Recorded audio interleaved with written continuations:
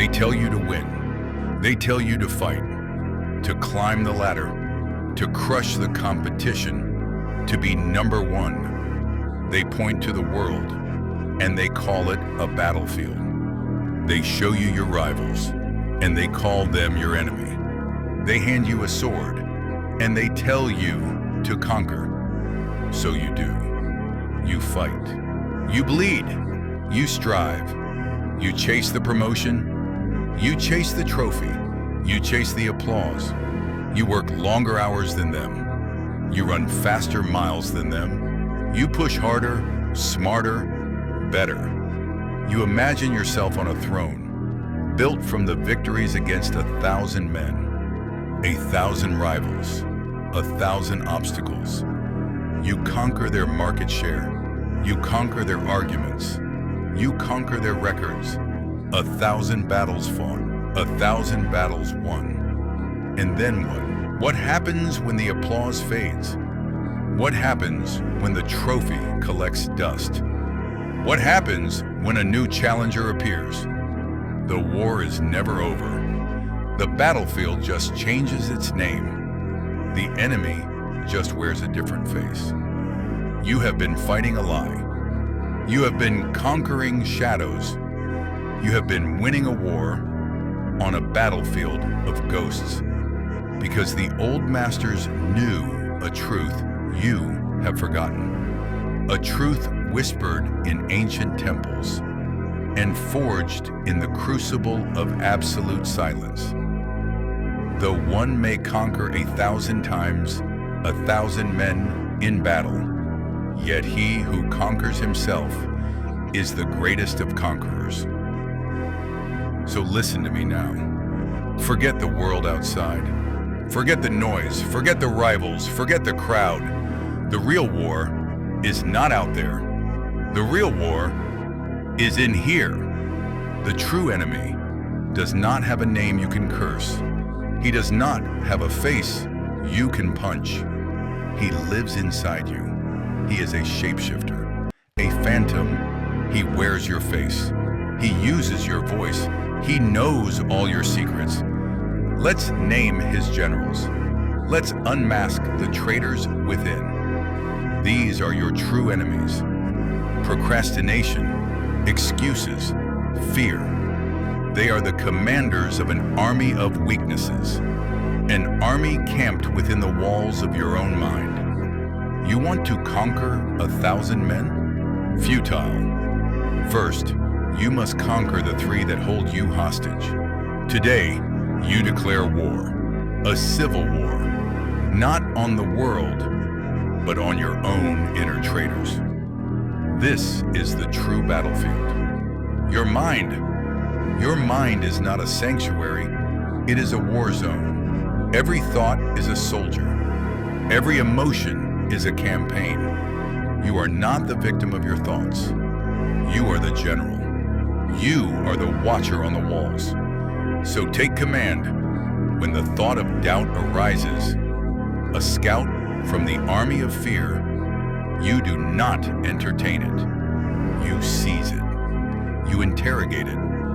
Where did you come from? Who sent you?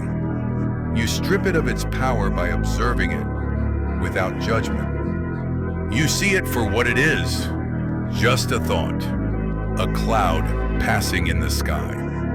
You starve it of the attention it craves, and you let it dissolve into nothing. When the voice of comfort seduces you, a siren song from general procrastination, you do not surrender. You recognize it as a spy, a saboteur sent to dismantle your ambition from within. You thank it for revealing a weakness in your defenses, and you get back to the work.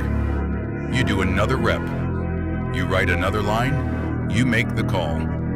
Action is the antidote to comfort's poison. When the wave of anxiety crashes, a full frontal assault by Captain Fear, you do not drown. You do not run. You breathe. You anchor yourself in the present moment. This breath, this single breath. You feel your feet on the ground, solid, unshakable. You use the energy of that anxiety not to scatter your thoughts, but to sharpen your focus. Fear is not a stop sign. It is a compass, pointing you exactly where you need to go. It is a spotlight on the next dragon you must slay.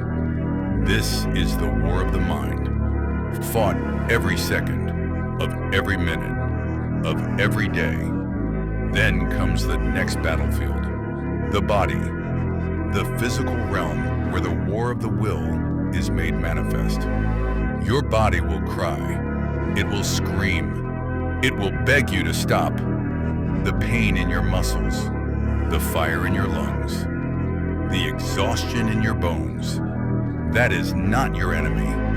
That is your sparring partner. Pain is the sculptor, chipping away everything that is not essential. Pain is the furnace, burning away the weakness, the doubt, the softness, leaving only tempered steel. When your body says stop, your mind says one more. When your body says it hurts, your mind says good, it's working. When your body reaches its limit, your mind, your will, shatters that limit into a million pieces. You do not listen to your body's whining. You command your body. It is your instrument, your vessel, your weapon. Conquer your physical weakness, and your mental strength will become unbreakable. And what is the ultimate weapon in this war? Discipline. Discipline is not motivation. Motivation is a spark, a flash of lightning. It's exhilarating, but it's gone in an instant. Discipline is the sun. It shows up every single day, whether you feel it or not. Whether the sky is clear or cloudy, it is the relentless, dependable source of all true power. Discipline is the hammer that you pick up every single day, even when you don't feel like it, especially when you don't feel like it. Discipline is doing the reps when no one is watching. Discipline is choosing the water over the wine. Discipline is shutting down the screen and opening the book. It is not glorious. It is not exciting. It is the relentless, monotonous, brutal execution of the tasks that lead to victory. It is the 1,000th report, the 10,000th word, the 1,000,000th footstep. Victory is not won in a single glorious charge on a sunny day. It is won in the trenches, in the mud, in the cold, in the dark, at 5 a.m., when the rest of the world is sleeping, the conqueror is sharpening his sword. This is the path of self-conquest. It is a lonely path. There are no cheering crowds on the road of self-discipline. There are no medals for waking up early. There are no trophies for saying no to temptation. Your only witness is the man in the mirror. Your only judge is the man he becomes tomorrow. Your only reward is the person you forge. A person whose will is law. A person who is no longer a slave to their impulses, but a master of their own inner empire.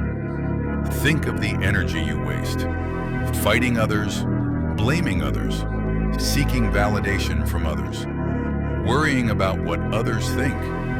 All that energy, a scattered army, fighting 1,000 pointless skirmishes on foreign soil.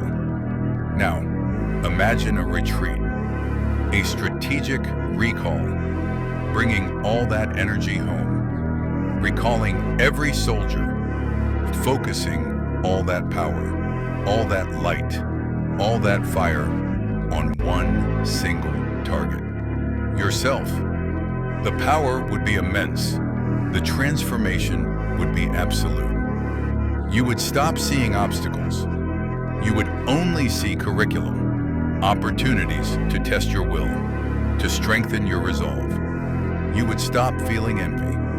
How can you envy another's kingdom when you are busy building your own empire, an empire within? You would stop fearing failure, because in the war of self-conquest, there is no failure. Every setback is just intelligence. Every wound is just a lesson. Every time you fall, you learn how to stand up stronger. You are not failing. You are learning. You are not losing. You are forging. This is true power. This is true sovereignty. Not power over others, but power over yourself. The man who controls his own mind is more powerful than the king who controls a nation. Because the king fears rebellion from his subjects. The king fears invasion from his neighbors. The king fears the assassin in the shadows. But the man who has conquered himself fears nothing. What rebellion can overthrow a will of iron? What invasion can breach the fortress of a disciplined mind? What assassin can kill a spirit that has already died to its own weakness? He is free, truly free. He walks through chaos with a core of absolute calm. He faces storms with the stillness of a mountain. The world can scream, but his inner world is silent. The world can push, but his center holds. This is the prize. This is the victory that matters. So let them go. Let the world play its frantic games. Let them chase their shadows. Let them fight their 1,000 petty battles. Let them build their kingdoms of sand, destined to be washed away by the tides of time. Your war is different. Your war is eternal. Your kingdom is indestructible. So, today, now, look in the mirror and see him, your opponent, your challenge, your greatest project, your only true responsibility, and you make a vow written not in ink, but in action. I will conquer the voice of doubt.